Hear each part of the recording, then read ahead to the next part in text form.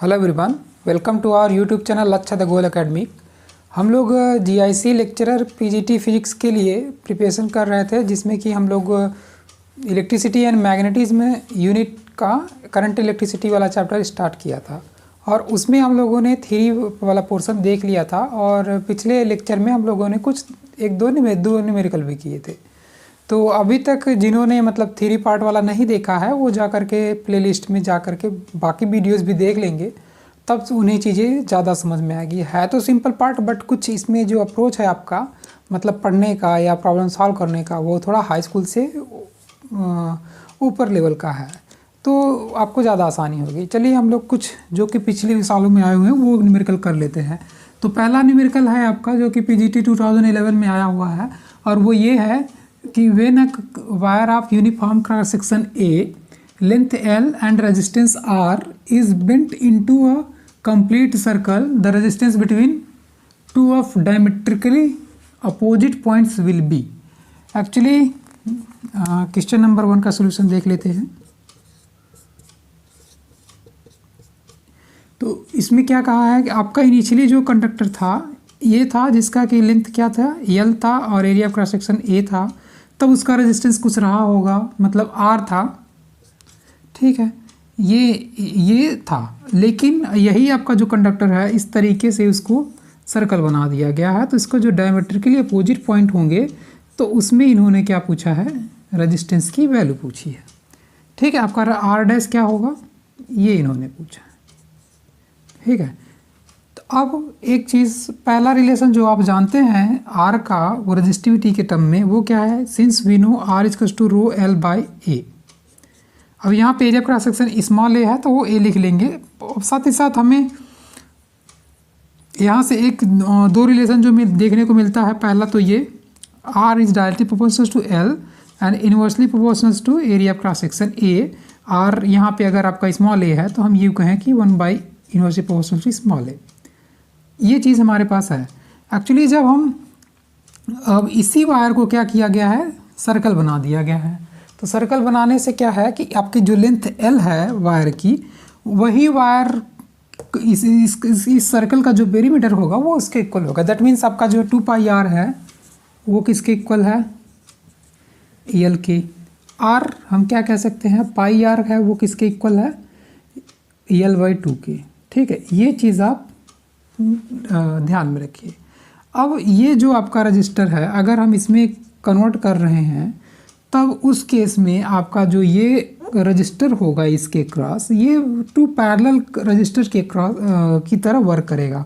और उसमें होगा क्या, मान भाई इसका ईएल पोर्शन ये हो गया, मीन्स ये अपर पोर्शन देखिए, अपर हाफ सर्किल देखिए, सेमी सर्कल जो है वो आपका एल बाई 2 है, नीचे वाला क्या है एल बाई 2 है।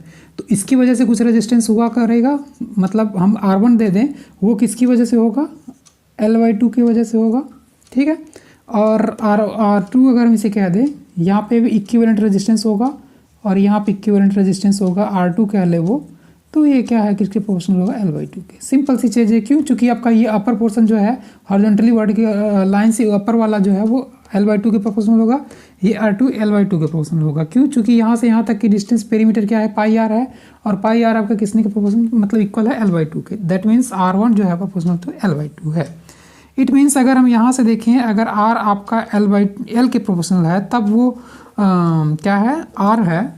इसका मतलब है अगर वो एल बाई 2 के प्रोपोर्शनल है तो हम ये कह सकते हैं कि आपका जो R होगा वो क्या होगा, R बाई 2 होगा, और जो R2 होगा वो किसके प्रोपोर्शनल होगा, R बाई 2 के प्रोपोर्शनल होगा। सिंपल सी चीज़ है। अब ये बिहेव करेगा as a combination of 2 parallel ये बिहेव करेगा आपका कम्बिनेशन ऑफ 2 पैरेलल रजिस्टर्स, है ना, having resistance R1 and R2। And आपको पता है जब 2 पैरेलल रजिस्टर्स कनेक्टेड होते हैं तो उनका जो इक्विवेलेंट रेजिस्टेंस होता है वो क्या होता है, 1 by R Q, R E Q for equivalent resistance will be 1 by R1 plus 1 by R2। अब जो R1 की वैल्यू है वो आप रख दीजिए, ये क्या है R बाई 2 है प्लस 1 बाई R2 है। तो यहाँ से आप सिंप्लीफाई कर लेंगे तो ये 2 by R plus 2 by R 4 by are.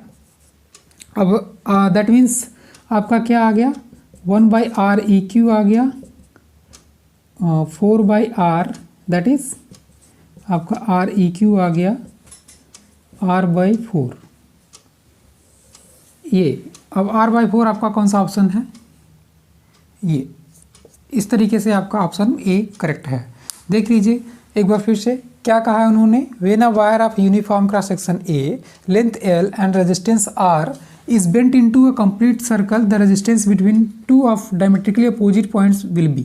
Actually initially आपका अरेंजमेंट ये था जिसमें कि रेजिस्टेंस आपका प्रोपोर्शनल है एल के और इसी प्रोपोर्शनल है इनवर्सली प्रोपोर्शनल है एरिया क्रॉस सेक्शन के। लेकिन अगर आपका यही जो कंडक्टर है उसे सर्कल में बेंट कर दिया जाएगा तो होगा क्या, जो उसका अपर पोर्शन होगा वो l/2 के इक्वल होगा और जो लोअर पोर्शन होगा दैट मीन्स उसका जो सेमी पेरीमीटर होगा, मतलब जो सर्कल का, तो सेमी सर्कल का जो पेरीमीटर होगा वो पाई आर आपका है l/2 के। इट मीन्स जो रेजिस्टेंस इसके क्रॉस होगा वो होगा r/2 के प्रोपोर्शनल। चूँकि r आपका l के प्रोपोर्शनल है तो l/2 किसके प्रोपोर्शनल हो जाएगा, r/2 के। तो इसी तरीके से r2 भी है। अब ये कैसे बिहेव करेगा, two combination of two parallel resistance की तरह। तो अब इक्विवेलेंट रेजिस्टेंस निकालना है तो हम जस्ट उसका पैरेलल का फार्मूला रख दिए उसके लिए, ठीक है। तो ये सिंपल सी प्रॉब्लम आप कर जाएंगे। अब इसके आगे नेक्स्ट आपकी भी इसी तरीके की प्रॉब्लम है। अब देख रहे हैं कि किस तरीके का आपका जो है कितना अच्छा ये क्वेश्चन था जिसमें कि आपका वर्क कर दी ये अगर वेंट कर दिया जाए। अब इसका मतलब रिवर्स पाथ भी पूछ सकते हैं। इनिशियली मान लीजिए आपका क्या हो, कंडक्टर सर्कल हो देन अगर उसको क्या कहते हैं कि बेंट कर दिया, मतलब स्ट्रेट कर दिया जाए सिंगल मतलब स्ट्रेट कंडक्टर, तब उसका रेजिस्टेंस क्या होगा। तो सिंपल सा इसी का रिवर्स हो जाएगा केस। अब आपका r/4 है तो 4 टाइम्स r हो जाएगा।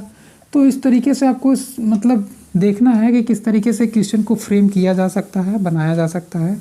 कोई वही पैटर्न नहीं आने, मतलब वही सेम क्वेश्चन नहीं आना है आपका। कुछ हो सकता है 1-2 क्वेश्चन रिपीटेड हो, बट उसके न्यूमेरिकल वैल्यू या कुछ ना कुछ चेंजेस किए जाएंगे ऑप्शनल में प्री वाले एग्जाम में। लेकिन मेंस में आपको मतलब डेरिवेशन के सहित हर मतलब थ्योरी पार्ट के भी आपको सीख के जाना है, करके जाना है, ठीक है। अब हम बात करते हैं नेक्स्ट क्वेश्चन की, जो कि आपका PGT 2010 में आया हुआ है, और वो है if a copper wire is stressed make it 0.1% longer, the percentage increase in resistance will B. आपको तो ये पता है कि R का जो रिलेशन है लेंथ के डायरेक्टली प्रोपोर्शनल है। इट मीन्स उसकी R जो है वो इंक्रीज करेगी अगर उसका लेंथ इंक्रीज कर रहा है। अब वो कितना इंक्रीज होगा वो हमें बताना है। एक्चुअली परसेंटेज इंक्रीज आपका बहुत ही इंपॉर्टेंट है। परसेंटेज इंक्रीज जब आप क्या कहते हैं कि एरर वाला चैप्टर का किया होगा अपने 11th में एरर एनालिसिस में, तो वहाँ पे आपने परसेंटेज इंक्रीज का फार्मूला देखा था। परसेंटेज इंक्रीज जस्ट आपका क्या है, final minus initial divided by initial multiply by 100 R2 minus R1। यहाँ पे आपका रेजिस्टेंस से कोई भी क्वांटिटी रहा करेगी, तो अगर हम परसेंटेज इंक्रीज की बात करें तो वो हो जाएगी R2 minus R1 divided by R1 multiply by 100, ठीक है। ये आपका परसेंटेज इंक्रीज का फार्मूला होता है। अब ये चीज़ आपको निकालनी है। तो यहीं पे अगर आपका लॉस होता तो उस केस में ये R1 माइनस R2 लिख देते, क्योंकि जो आपका मतलब लॉस हो रहा है दैट मीन्स मतलब इनिशियल माइनस फाइनल कर देंगे। आप अगर यहाँ पे R2 माइनस R1 भी करें तो वो माइनस आएगा, इट मीन्स आपका वो लॉस शो कर रहा है। तो चलिए ये आपको निकालना है, आपके माइंड में ये आना चाहिए कि भाई हमें ये निकालना है। ओके, हम सोल्यूशन देखते हैं। Solution question number 2। तो इसमें पहली बात तो अगर हम इनिशियली मान लें कि हमारा रेजिस्टेंस R1 है और ये लेंथ L1 है और A1 है, ठीक है, ये एरिया क्रॉस सेक्शन A1 है इनिशियली। तो उसके बाद क्या किया जा रहा है, जब इसको स्ट्रेच किया जा रहा है तो उसका 1% इंक्रीज कर रहा है, ठीक है। तो अगर हम L2 की बात करें तो L2 कितना हो जाएगा आपका, L1 तो इनिशियली है, इसको स्ट्रेच कितना गया है 0.1% longer, it means 0.1 divided by 100 times of L1। तो आपका जो टोटल L2 आया इन टर्म्स ऑफ L1 वो कितना आया, L1 प्लस L1 बाय 1000। हम क्या किए वो 10 से ऊपर नीचे मल्टीप्लाई कर देंगे तो ये हमारे पास रिलेशन आ गया L1 इक्वल्स टू 1 + 1 बाई 1000, ठीक है। ये चीज़ तो बात आ गई L2 की। अब आपको पता है कि रेजिस्टेंस के मेजरमेंट के लिए हमें लेंथ और एरिया दो चीज़ की ज़रूरत पड़ती है। तो हमने इनिशियल रेजिस्टेंस के लिए एक्सप्रेशन लिखा रो L1 बाई A1 लिखा, इसी तरीके से जो आपका R2 होगा वो कितना हो जाएगा, रो L2 डिवाइडेड बाई A2, ठीक है। और एक चीज़ आपको और पता है, जो हमने पहले ही इसके पहले वाले लेक्चर्स में बताया था, न्यूमेरिकल के फर्स्ट वाले लेक्चर में, कि आपका वॉल्यूम जो है वायर का वो सेम रहता है, मतलब चाहे इनिशियल या फाइनल केस में। तो वॉल्यूम अगर सेम है that means A1 multiply by L1 equals to A2 multiply by L2, and that means आपका जो A1 बाई A2 का रेशियो आएगा वो आ जाएगा, या A2 बाई A1 कहें तो यहाँ पे आपका A1 by A2 equals to L2 by L1। ये चीज़ आप रखे रहिए। अब हम यहाँ पे R2 भी लिख लेते हैं। R2 का एक्सप्रेशन अच्छा ऑलरेडी आपने लिख रखा है, तो अब हम क्या करें, हमें क्या चाहिए, ये क्वांटिटी चाहिए, दैट मीन्स हमें ये चाहिए R2 by R1 minus 1 divided multiply by 100। तो हमें कुछ रेशियो चाहिए, इट मीन्स हम R2 बाई R1 कर लेते हैं। तो चलिए R2 बाई R1 कर लेते हैं। R2 बाई R1 करेंगे तो आपका रो तो एक्चुअली सेम मटेरियल है, तो रो तो सेम ही रहेगा, तो रो आपका कैंसिल आउट हो जाएगा। दैट मीन्स आपका L2 डिवाइडेड बाई A2, और आपका ये चीज़ ऊपर चला जाएगा, मतलब A1 हो जाएगा ऊपर, तो ये A1 डिवाइडेड बाई L1। अब A1 ये थी इस तरीके से, तो यहाँ से आप जस्ट इसे अरेंज कर लेंगे, तो L2 डिवाइडेड बाई L1 एक ब्रैकेट में, and A1 divided by A2, ठीक है। अब A1 डिवाइडेड बाई A2 की वैल्यू क्या आई है, L2 बाई L1 आई है। दैट मीन्स आपका क्या आ गया, L2 का स्क्वायर डिवाइडेड बाई L1 का स्क्वायर। सो आपको क्या मिल गया है यहाँ पे, चलिए अब इसका काम हो गया है, चलिए ठीक है। तो हमें क्या मिल गया है, R2 बाई R1 की वैल्यू क्या मिल गई है, L2 square divided by L1 square, ठीक है, ये चीज़ मिल गई है। तो L2 का वैल्यू हमने यहाँ पर निकाल रखा है, वो क्या है L1, तो इसको लिख देखते हैं, L1 का स्क्वायर 1 प्लस 1 बाई 1000 का स्क्वायर, ठीक है। और L1 का स्क्वायर ऑलरेडी है ये नीचे डिनोमिनेटर में, तो ये आपका L1 स्क्वायर, तो L1 स्क्वायर कैंसिल आउट हो जाएगा, ये मिल जाएगा 1 प्लस 1 बाई 1000 का होल स्क्वायर। एक्चुअली हमारे पास इसको कैलकुलेशन करने का दो तरीका है। पहला तरीका जो सिंपल वे है वो ये कि हम इसको बायनॉमियल एक्सपेंशन से एक्सपेंड कर दें, क्योंकि 1 प्लस एक्स का जो एक्सपेंशन आता है 1 प्लस एक्स की पावर n का, वो आता है वो आपका 1 प्लस, एक्चुअली ये चीज़ है आपकी, ये आता है वो आपका 1 plus N X plus n minus 1, उसके बाद X square divided by factorial 2 something ऐसे। तो एक्चुअली एक्स जो है आपका 1 बाई 1000 है, तो बहुत ही लेस है, 0.001 है, तो बहुत ही स्मॉल है, तो इस वजह से हम अदर टर्म निगलेक्ट कर देंगे, फर्स्ट 2 टर्म ले लेंगे। एक तो मतलब जस्ट आपका कितना आ जाएगा 1 प्लस 2 डिवाइडेड बाई 1000। एक्चुअली ऐसा हमने इसलिए किया चूँकि आपको पता है R2 बाई R1 माइनस 1 इस तरीके का टर्म लाना है, तो R2 माइनस आपका लेफ्ट साइड में है ही है, तो इधर से हम देखेंगे क्या आ जाएगा, R2 minus R1 minus 1 equals to 2 by 1000, ठीक है।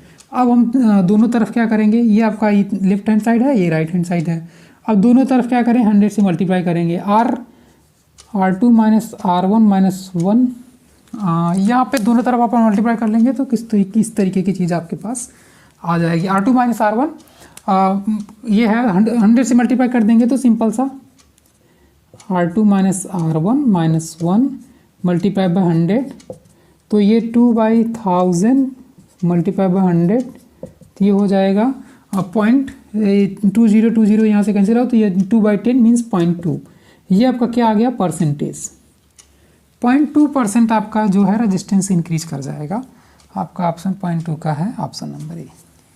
तो इस तरीके से किस तरीके से आपने क्वेश्चन को आसानी से किया। अब एक बार फिर से देख लीजिए क्या कह रहा है क्वेश्चन में, if a copper wire is stretched make it 0.1% longer, the percentage increase in the resistance will B. Actually percentage increase पूछ रहा है, तो आपके माइंड में जस्ट आना चाहिए R2 minus R1 divided by R1 multiply by 100, हमें ये निकालना है, ठीक है, ये चीज़ निकालनी है।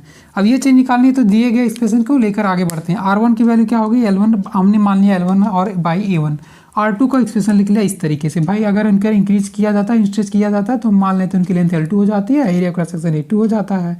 तो अब उनके कहें के अनुसार भाई L1 plus 0.1% of L1 increase कर रहा है, तो ये L2 का एक्सप्रेशन मिल गया इन टर्म्स ऑफ L1 के। अब जब R2/R1 हम निकालें, क्यों निकालना है, क्योंकि हमें पता है कि हमें ये चीज़ निकालना है, दैट मीन्स हम R2/R1 का रेशियो निकालना है। और एक चीज़ वॉल्यूम के रिलेशन में जो हमें पता है, A1/A2 की वैल्यू क्या मिल जाएगी, L2/L1 मिल जाएगा। तो L2/L1 लिख दिया, A1/A2 लिख दिया, तो यहाँ से L2/L1 का स्क्वायर आ गया, दोनों की वैल्यू पुट कर ली। तो ये पर 1 + 1/1000, ये इसको सॉल्व कर लिया सिंपल सा। इसको एक तरीका जो वो ही है, वो थोड़ा सा लॉन्ग है एक्चुअली, कुछ नहीं, बस आपको क्या करना है, 1000 यहाँ पे एलसीएम हो जाएगा, 1001 आपका न्यूमरेटर पार्ट है और डिनोमिनेटर पार्ट क्या है, 1000 है। 1001 मीन्स आपका इतना ये स्क्वायर हो गया।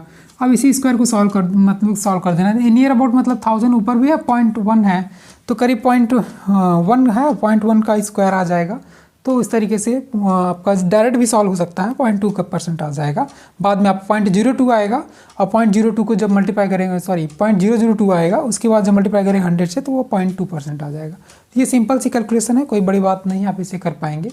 अब हम कुछ और न्यूमेरिकल्स देख लेते हैं जो कि आपके इस प्रीवियस ईयर के क्वेश्चन पे आए हुए हैं। हाँ, तो हम लोग इस तरीके से आई क्वेश्चन जो कि आपका आया हुआ है वो देख लेते हैं थर्मोकपल पे। और कॉन्सेप्ट वही है आपका, करंट इलेक्ट्रिसिटी में कहिए कॉन्सेप्ट क्या, एक्चुअली ये जनरल क्वेश्चन इस तरीके का बेसिक फिजिक्स की कैटेगरी में ये आएगा।